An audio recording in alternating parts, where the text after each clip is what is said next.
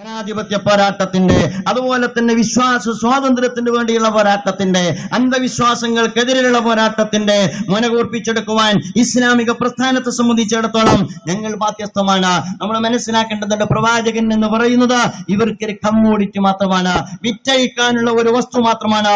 നേരത്തെ ഇവിടെ നബി തിരുമേനി സല്ലല്ലാഹു അലൈഹി വസല്ലം, അല്ലാഹുവിന്റെ പ്രവാചകൻ ഇത്തരത്തിലുള്ള ഇതുപോലുള്ള വ്യതിചലനത്തിന്റെ ഓരോ സൂചനയും അല്ലാഹുവിന്റെ ഓരോ തലവും ചെറിയ സൂക്ഷ്മമായ തലം വരെ അല്ലാഹുവിന്റെ പ്രവാചകൻ നമുക്ക് വളരെ കൃത്യമായി പരിചയപ്പെടുത്തി തന്നതാണ്. ആ പ്രവാചകന്റെ പേരിലല്ലേ സഹോദരന്മാരെ കച്ചവടം, അല്ലാഹുവിന്റെ റസൂലിന്റെ പേരിൽ കച്ചവടം. ഒരുപക്ഷെ നാശത്തിന്റെ തുടക്കം ഇവിടെ നിന്ന് തന്നെയാണ് ആരംഭിക്കുക. റസൂലിനെ വെച്ച് കളിക്കാൻ, റസൂലിനെ വിറ്റ് പണമുണ്ടാക്കാൻ ഒരു കൂട്ടർ ശ്രമിച്ചാൽ അതിനേക്കാളും വലിയ പാപം എന്താണ് സഹോദരന്മാരെ? നമുക്കറിയാമല്ലോ, അല്ലാഹുവിന്റെ പ്രവാചകൻ ഇത്തരത്തിലുള്ള സാധ്യതകളെ എത്ര കണിശവും കർക്കശവുമായിട്ടാണ് അടച്ചു കളഞ്ഞത്.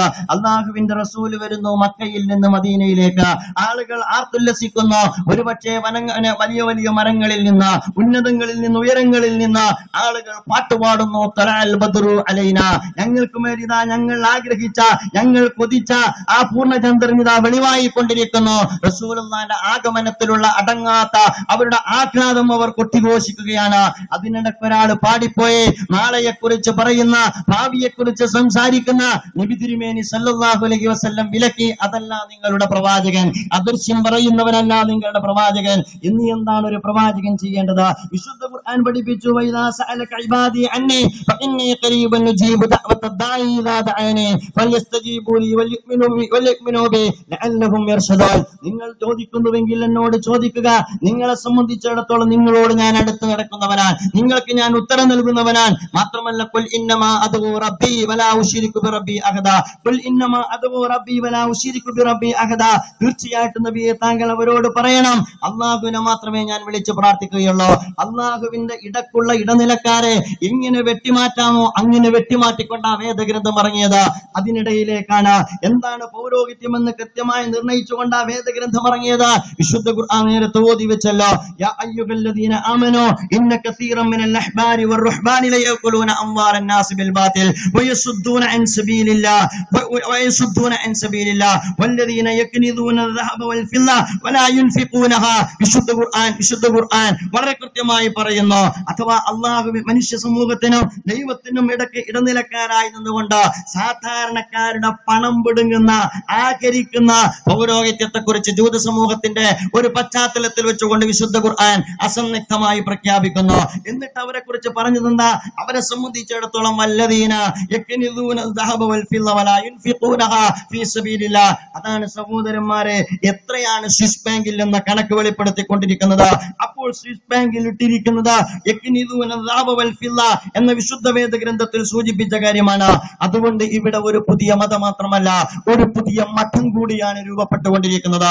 നേരത്തെ ഇവിടെ ഖാലിദ് സാഹിബ് സൂചിപ്പിച്ചതുപോലെ ഒരു പ്രവാചകനെ സംബന്ധിച്ചിടത്തോളം ആ പ്രവാചകനേക്കാൾ പ്രവാചകന്റെ തിരുശേഷിപ്പ് പ്രസക്തമാകുന്ന, സുന്നത്തിനേക്കാൾ ബിദ്അത്തിന് പ്രാധാന്യം കൊടുക്കുന്ന, മക്കയേക്കാൾ മദീനക്ക് പ്രാമുഖ്യം കൊടുക്കുന്ന, സംസമിനേക്കാൾ നേരത്തെ സൂചിപ്പിച്ച പോലെ മുടിയിട്ട വെള്ളം കുടിക്കുന്ന, മഖാമു ഇബ്രാഹിമിനേക്കാൾ പാനപാത്രത്തിന് പ്രാമുഖ്യം കൊടുക്കുന്ന, നിങ്ങൾക്കറിയാമോ സഹോദരന്മാരെ, എന്തിനാണ് അദ്ദേഹത്തിന് ഇത് നാശമല്ലാതെ എന്ത് ഗുണമാണ് അദ്ദേഹത്തിന് നൽകുക? കാരണം യാതൊരു ന്യായവും കാണാൻ കഴിയുന്നില്ല. ഒരു ഘട്ടത്തിൽ അദ്ദേഹത്തിന്റെ പ്രഭാഷണം കേൾക്കാൻ കഴിഞ്ഞു, മറ്റൊന്നുമല്ല, അദ്ദേഹം പ്രിയപ്പെട്ട സുഹൃത്തുക്കളെ എന്ന് പറഞ്ഞുകൊണ്ട് അദ്ദേഹം പറഞ്ഞു, എന്താണ് മഖാമ ഇബ്രാഹിമിന്റെ പ്രാധാന്യം? എന്നിട്ട് അദ്ദേഹം വിശദീകരിക്കുന്നുണ്ട്. മഖാമ ഇബ്രാഹിമിന്റെ പ്രാധാന്യം എന്ന് പറയുന്നത് മറ്റൊന്നുമല്ല, മഹാനായ പ്രവാചകൻ ഇബ്രാഹിം നബി അലൈഹി സ്വലാം നിന്ന സ്ഥലമാണ് മഖാമ ഇബ്രാഹിം എന്ന് പറയുന്നത്. ഹജ്ജിന് പോകുന്ന സുഹൃത്ത്, അല്ലെങ്കിൽ ഉംറക്ക് പോകുന്ന സുഹൃത്ത്, തവാഫ് കഴിഞ്ഞിട്ട് ഹൃദയം തുറന്നു വെച്ചിട്ട് തന്റെ ജീവിതത്തിന്റെ പാപത്തിന്റെ മാറാപ്പുകൾ ഇറക്കി വെച്ചിട്ട് റബ്ബിനോട് പൊട്ടിക്കരഞ്ഞ് പ്രാർത്ഥിക്കുന്ന അസുലഭമായ അവസരമാണല്ലോ സുഹൃത്തുക്കളെ മഖാമ ഇബ്രാഹിമിൽ 2 റക്അത്ത് നമസ്കരിച്ചതിന് ശേഷമുള്ള പ്രാർത്ഥന. അല്ലാഹു നിശ്ചയിച്ച പ്രാധാന്യമുള്ള സ്ഥലം, പ്രവാചകൻ പഠിപ്പിച്ച മഹത്വമുള്ള സ്ഥലം. എന്നിട്ട് ലക്ഷക്കണക്കിന് ജനങ്ങൾ ഇന്നും തുടർന്നു വന്നുകൊണ്ടിരിക്കുന്ന, ആരാധനയുടെ ഭാഗമായി നിൽക്കുകയും നമസ്കരിക്കുകയും ചെയ്തുകൊണ്ടിരിക്കുന്ന സ്ഥലം. ആ സ്ഥലത്തെ കുറിച്ചാണ് ഇദ്ദേഹം പറയുന്നത്.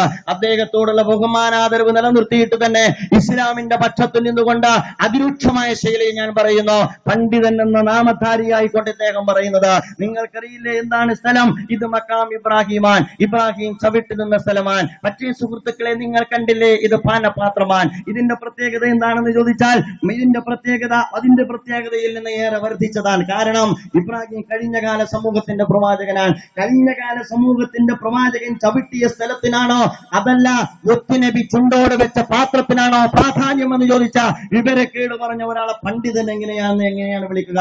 അപ്പോൾ നിങ്ങൾ മനസ്സിലാക്കേണ്ടത് മഖാം ഇബ്രാഹിമിനേക്കാൾ പാനപാത്രം പ്രസക്തമാകുന്ന ഒരു പുതിയ മതം മാത്രമല്ല ജനിക്കുന്നത്, ഒരു പുതിയ മഠം കൂടി ജനിക്കാൻ പോവുകയാണ്.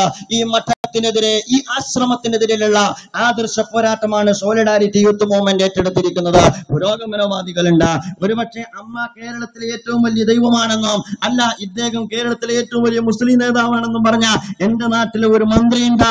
അദ്ദേഹത്തെ കുറിച്ച് ഇപ്പോൾ പറയാൻ കഴിയാത്ത സാഹചര്യത്തിലാണ് അദ്ദേഹവും ഞാനും ഉള്ളത് എന്നുള്ളത് കൊണ്ട് ഞാൻ ഈ സന്ദർഭം അതിന് ഉപയോഗപ്പെടുത്തുന്നില്ല. അദ്ദേഹം പറഞ്ഞതാ, അമ്മയെപ്പോലെ ഒരു ദൈവം കേരളത്തിലില്ല. അത് കഴിഞ്ഞിട്ട് ഇദ്ദേഹം വന്ന ഘട്ടത്തിൽ ഇദ്ദേഹത്തെ പോലെ ഒരു മുസ്ലിം നേതാവ് കേരളത്തില്ല. ഇവരാണ് പുരോഗമനവാദികളായി വേഷമണിഞ്ഞ് നടന്നുകൊണ്ടിരിക്കുന്നത്.